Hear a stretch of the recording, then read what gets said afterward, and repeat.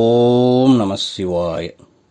வணக்கம் நேயர்களே, அலர்மகள் அஸ்ட்ரோ சேனலுக்கு உங்களை அன்புடன் வரவேற்பது உங்கள் ஜோதிடர் ஸ்ரீ கந்தசுவாமி. இன்றைய பதிவில் ஏப்ரல் மாத ராசி பலன்களை பற்றி ஒவ்வொரு ராசிக்கும் விரிவாக பார்க்க போகிறோம். இதே ஏப்ரல் மாதத்தில் தமிழ் புத்தாண்டு பிறக்கப் போகிறது. உலகத்தில் உள்ள அனைத்து தமிழர்களுக்கும் இனிய தமிழ் புத்தாண்டு நல்வாழ்த்துக்கள் சொல்லிக்கொள்கிறேன். நேயர்களே, எங்கள் சேனலை முதல் முறையாக பார்ப்பவர்களாக இருந்தால் சப்ஸ்கிரைப் பண்ணி வைங்க. ஜோதிட ரீதியாக பல சூட்சும தகவல்கள் தொடர்ந்து வரப்போகிறது, பார்த்து பயன்பெறுங்கள். உங்கள் நண்பர்களுக்கும் ஷேர் பண்ணுங்க. ஜோதிட ரீதியாக ஒரு சில விஷயங்களை உங்ககிட்ட சொல்ல விருப்பப்படுறேன். இந்த ராசி பலனில் எதை வச்சு பலன் எடுத்து சொல்கிறேன் என்பது பலருக்கு தெரிஞ்சிருக்கலாம். தெரியாதவங்களுக்கு விளக்கி சொல்கிறேன். கோச்சார கிரக நகர்வை வைத்து, அதாவது இன்னைக்கு இருக்கும் நாளில் கிரகங்கள் எந்தெந்த இடத்துல எப்படிப்பட்ட அமைப்பில் இருக்கு என்பதை வைத்து கணித்து அதில் வரக்கூடிய பலன்களைத்தான் சொல்லிட்டு வரேன். ஒருத்தருடைய தனிப்பட்ட ஜாதகத்தில் உள்ள கிரகநிலைகள் மற்றும் அவங்களோட வாழ்க்கை முறையோடு நான் சொல்லக்கூடிய பலன்களை சேர்த்து வைத்து பார்க்கும்போது ஒரு புரிதல் கிடைக்கும். ஒருத்தருடைய தனிப்பட்ட ஜாதகம் என்பது அது அவங்களுடைய பிறந்த நேரம், பிறந்த தேதி மற்றும் பிறந்த இடத்தை வைத்து எடுக்கப்படுவது. ஒவ்வொருத்தருக்கும் அது மாறுபடும். ஒன்றாக பிறக்கக்கூடிய குழந்தைகள் கூட வேற வேற குணாதிசயங்களோட படிப்பு அமைவதற்கு காரணம் கணநொடி வித்தியாசமாக கூட இருக்கலாம். நான் இங்கே சொல்லக்கூடிய ராசி பலன் என்பது ஒருத்தருடைய தனிப்பட்ட ஜாதக பலன் கிடையாது.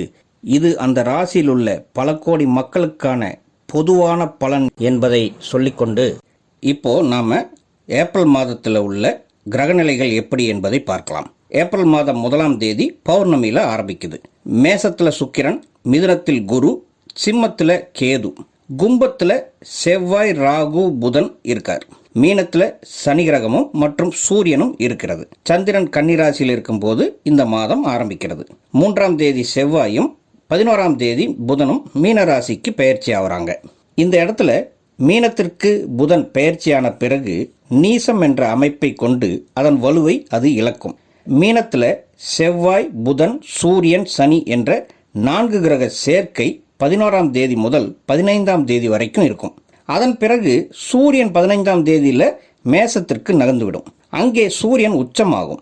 20ஆம் தேதி மேசத்தில் இருந்த சுக்கிரன் ரிஷபத்திற்கு பெயர்ச்சியாகி தன்னுடைய சொந்த வீட்டில் ஆட்சி பலம் பெறப்போகிறார். புதன் கிரகமும் மாத இறுதியில் 30ஆம் தேதி மேசத்திற்கு பெயர்ச்சியாகி தன்னுடைய சுயபலம் பெறப்போகிறார். ஏப்ரல் மாதம் 15ஆம் தேதியில் சித்திரை 1 அன்று சூரியன் மேசத்தில் உச்சமாவதும் குரு பகவான் தன்னுடைய சொந்த நட்சத்திரமான புனர்பூச நட்சத்திரத்தில் இருந்து தன் சுயபலத்துடன் துலாம், தனுசு மற்றும் கும்பராசியை தன் பார்வையால் புனிதப்படுத்துவதும் பல ராசிக்காரர்களுக்கு நன்மையாக அமையப் போகிறது. செவ்வாய் சனி சேர்க்கை மீனத்தில் 3ஆம் தேதிக்கு பிறகு நடக்கப் போகுது. இதை அக்னி மாருத யோகம் என்று சொல்லுவாங்க. இது சற்று ஆபத்தான யோகமாகும். அதோட புதனும் மீனத்தில் ஏப்ரல் 11ஆம் தேதிக்கு பிறகு நீசமான கதியில் இருக்கும். ஒருபுறம் பார்த்தா சில கிரகங்களால் நன்மைகள் ஏற்படும், மறுபுறம் ஒரு சில கிரகங்களுடைய சேர்க்கையினால் பாதிப்பும் வருவதற்கு வாய்ப்பு இருக்குது. எந்தெந்த ராசிகளுக்கு இந்த மாதம் எப்படிப்பட்ட பலன்கள் என்பதை இப்போ பார்க்கலாம். மூல நட்சத்திரம் 4 பாதங்களும், பூராடம் நட்சத்திரம் 4 பாதங்களும், உத்திராடம் முதல் பாதத்திலும் பிறந்த தனுசு ராசி நேயர்களுக்கு உங்கள் ராசிநாதன் குரு பகவான் 7ஆம் வீடான மிதுனத்தில் தன் சுயபலத்துடன் உள்ளார். கேந்திரஸ்தான அதிபதிகளான குரு மற்றும் புதன் 4ஆம் வீட்டிலும் 7ஆம் வீட்டிலும் இருப்பது சிறப்பை தருகிறது. ஒரு பாவி கிரகம் கேந்திரத்தில் இருந்தால் அது சிறப்பு என்ற விதிக்கு அங்கே சனி, சூரியன் மற்றும் செவ்வாய் என்ற 3 கிரகங்கள் ஒன்றாக சேர்ந்து 4ஆம் வீட்டில் அமர்ந்து நல்ல அமைப்பை தருகிறது. 4ஆம் வீட்டில் சனி இருந்து அர்த்தாசிரம சனியுடைய தாக்கத்தை தந்தாலும் குருவின் பார்வை அதை குறைத்து விடுவதால் உங்களுக்கு நிதானத்துடன் கொஞ்சம் முயற்சியை மேற்கொண்டால் இந்த மாதம் வெற்றியை குவிக்கும் மாதமாக மாறும் என்பதில் மிகையே இல்லை. தொழில் மற்றும் வியாபாரத்தில் இந்த ஏப்ரல் மாதத்தில் இருக்கும் தொழிலை வளர்ச்சிப்படுத்த நீங்கள் போடும் ஒவ்வொரு திட்டமும் முயற்சியும் சக்சஸ் ஆகும். ஆனால் அவசரப்படக்கூடாது. புது தொழில் தொடங்க நாட்கள் சப்போர்ட்டிவான நிலையில் இல்லை. இருந்தாலும் இருக்கும் வியாபாரத்தில் போடும் முதலீடு நல்ல லாபத்தை தரும் வகையில் வாடிக்கையாளர்கள் அதிகமாவார்கள். பெரிய தயாரிப்பு நிறுவனம் நடத்துபவர்கள், பதப்படுத்தப்பட்ட உணவு, பேக்கடு ஃபுட் தொழில் செய்பவர்கள், பூஜை பொருட்கள் தயாரிக்கும் கம்பெனி வைத்திருப்பவர்கள் மற்றும் கல்வி நிறுவனங்கள், கல்வி சார்ந்த தொழில் புரிபவர்களுக்கு நல்ல வளர்ச்சி இருக்கும். வேலையில் அலுவலகத்தில் பணிச்சுமை கொஞ்சம் அதிகமாக இருக்கலாம்.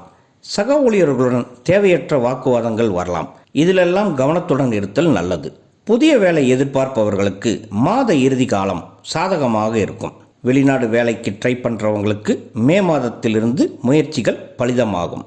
பொருளாதாரம் என்று பார்க்கும்போது ராகு கேதுவின் தாக்கம் அர்த்தாஷ்டம சனி காலமும் வரும் பணத்தை எல்லாம் விரயமாக்கி கொண்டே இருக்கும். தேவையற்ற செலவுகள் இருந்து கொண்டே இருக்கும். அதை தவிர்க்க முடியாது. பணவரவு உங்களுக்கு ஏதாவது ஒரு வகையில் வந்துவிடும். சுபகரங்கள் எல்லாமே நல்ல விதமாகவே இருக்கு என்பதனால தேவையான பணம், தேவையான கடன் உதவி, தேவையான வருமானம் மற்றும் கடன் அடைப்பதற்கு தேவையான வரவு அனைத்தும் இருக்கும். சேமிக்க முடியுமா என்றால் அங்கதான் சந்தேகமாக இருக்கு. இந்த மாசத்துல சேமிப்பை காட்டவில்லை. அப்போ உங்களுக்கு செலவுகள் ஆக போகிறது என்பது உறுதி. அதை நல்ல செலவுகளாக மாற்றிக்கொள்ள திட்டமிடுதல் முக்கியம். திருமணத்திற்கு வரன் பார்ப்பவர்களுக்கு மாத 2ஆம் பகுதியில் கிரக நிலைகள் சாதகமாக இருக்கும் என்பதால் திருமண பேச்செடுப்பது, ஏற்கனவே வரன் கையில் இருந்தால் நிச்சயம் செய்வது எல்லாம் நீங்கள் மேற்கொள்ளலாம். தற்போது குருவின் நிலை, குருவின் பார்வை எல்லாம் திருமணத்திற்கு பாசிட்டிவாகவே இருக்கிறது. வேகமாக திருமணத்தை நடத்தி கூட முடிக்கலாம். ஜூன் மாதத்திற்கு பிறகு குரு பகவான் 8ஆம் இடத்திற்கு பெயர்ச்சி ஆவார் என்பதால் அந்த அமைப்பு இப்போ உள்ள நிலையை விட பாசிட்டிவாக இருக்காது. அதனால் நல்ல காரியங்களை உடனே செய்துவிடுங்கள். சனி கிரகத்தால் கொஞ்சம் தடைகள் வரத்தான் செய்யும். இந்த நேரத்தில் வயதான பெரியவங்களால் தடை, உறவினர்களால் தடை, பணப்பற்றாக்குறையினால் தடை என்று ஏதாவது வரத்தான் செய்யும். ஆனால் நல்ல காரியம் தள்ளி போகுது. நல்ல காரியத்தை உடனே நிறைவேற்றணும்னு நினச்சிங்கன்னா அதை சீக்கிரமாக முடிக்க பாருங்கள். குடும்பஸ்தானம் நல்லபடியாக இருக்கிறது. வாழ்க்கை துணையுடன் புரிதல் நன்றாக இருக்கும். நீண்ட நாட்களாக குழந்தை பாக்கியத்திற்காக காத்திருப்பவர்களுக்கு மருத்துவ ரீதியான ஆலோசனைகள் மூலமாக நல்ல செய்திகள் கிடைக்க வாய்ப்பு இருக்குது.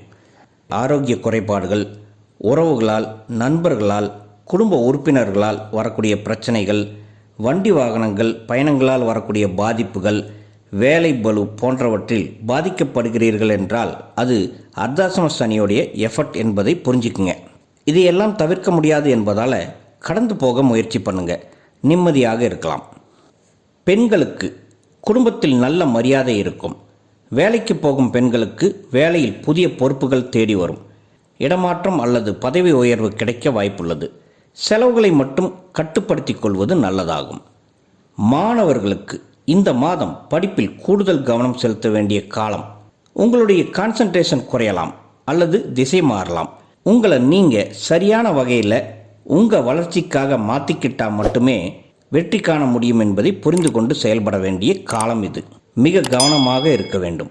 போட்டித் தேர்வுகள் மற்றும் அரசாங்க வேலைக்கான தேர்வுகளுக்கு தயாராகிறவங்களுக்கு கண்டிப்பாக கடினமாக உழைப்பை படிப்பில் செலுத்தினால் மட்டுமே சக்சஸ் ஆக முடியும். ஆரோக்கியம் என்று பார்க்கும்போது இந்த ஏப்ரல் மாதம் செவ்வாய் சனியுடன் சேர்வதால் அக்னி மாருத யோகம் ஒருபுறம் உஷ்ணாதிக்கம் பாதிப்பை தரலாம். 4ஆம் இடத்துல 4 கிரக சேர்க்கை வருவதால் நுரையீரல் சம்பந்தப்பட்ட பாதிப்புகள், நெஞ்செரிச்சல், மேல்முதுகு வலி, கை மற்றும் தோள்பட்டை உளைச்சல் ஏற்படுதல், செரிமான கோளாறுகள் என்று பிரச்சனைகள் தரலாம்.